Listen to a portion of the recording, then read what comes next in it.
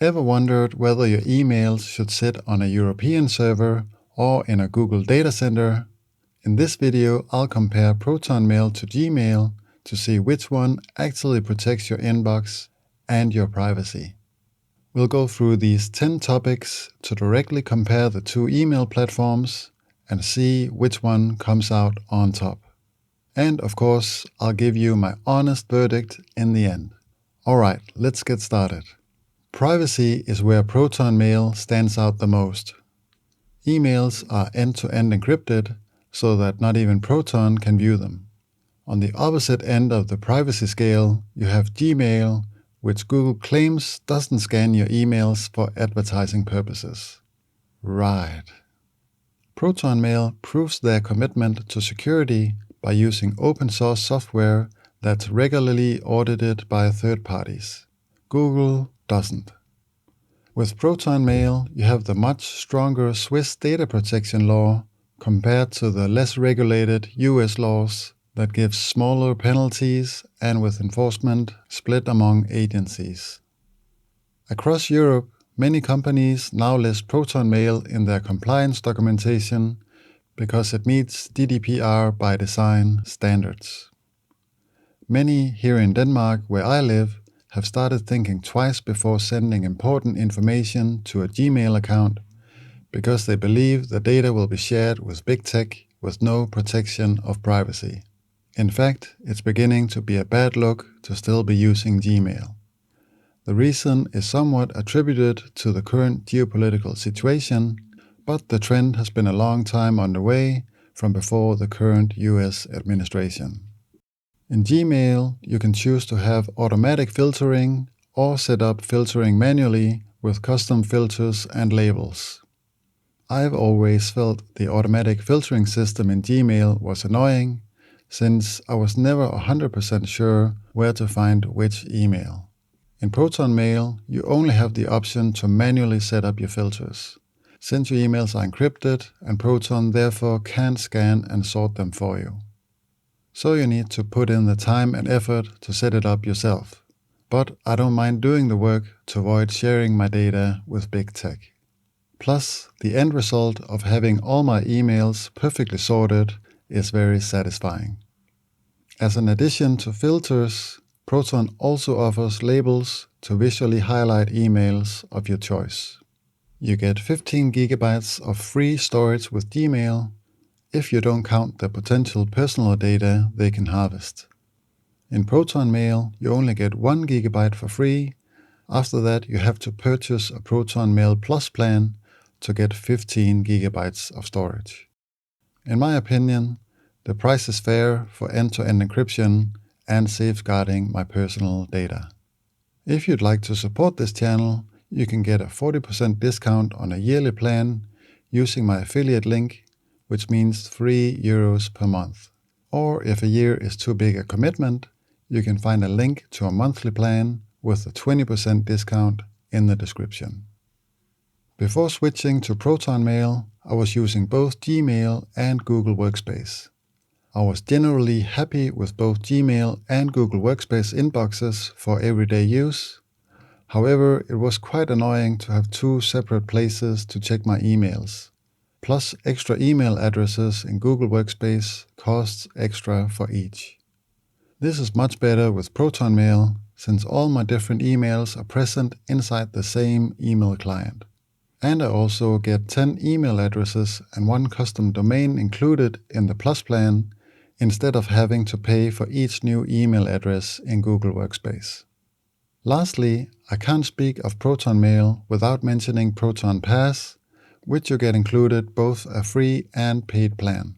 You get 10 Hide My Email aliases, which hides your real email address when signing up to social media accounts or anywhere else for that matter.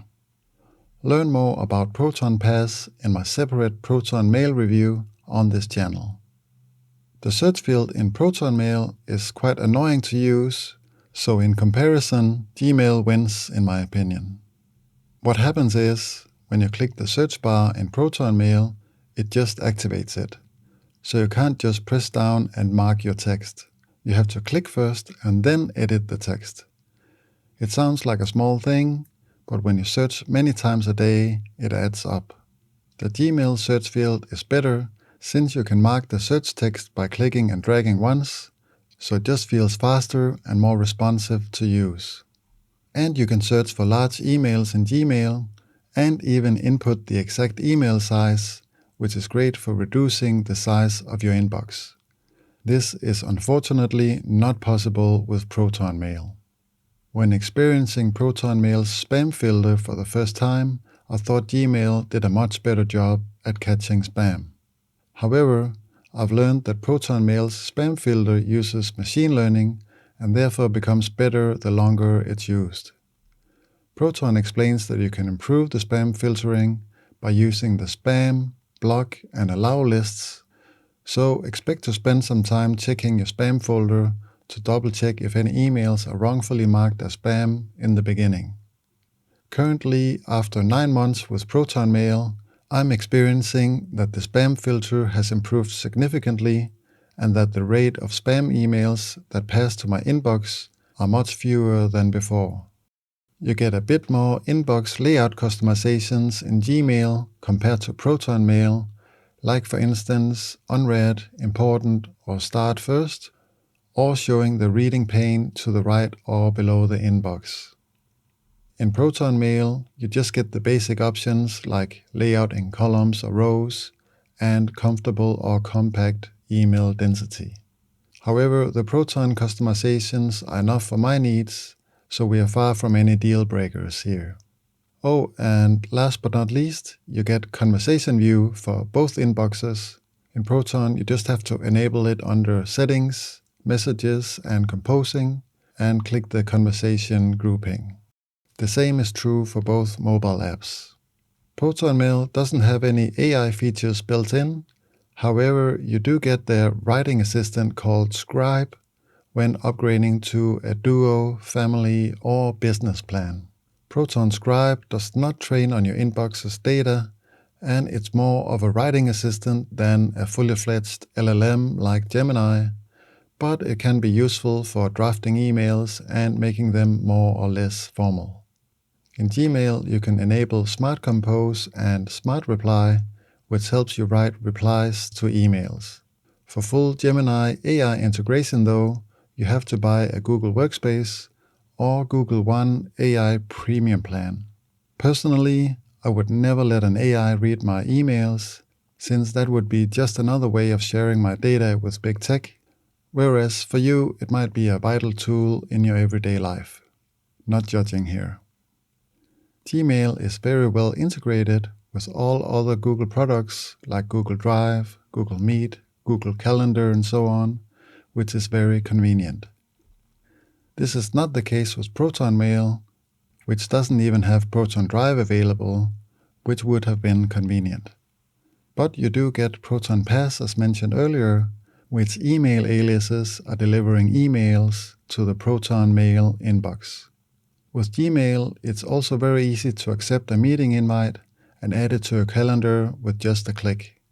This is a bit different with Proton Calendar, since you can't click the same button that you used to. Instead, you get another link called Attending, which you have to use instead.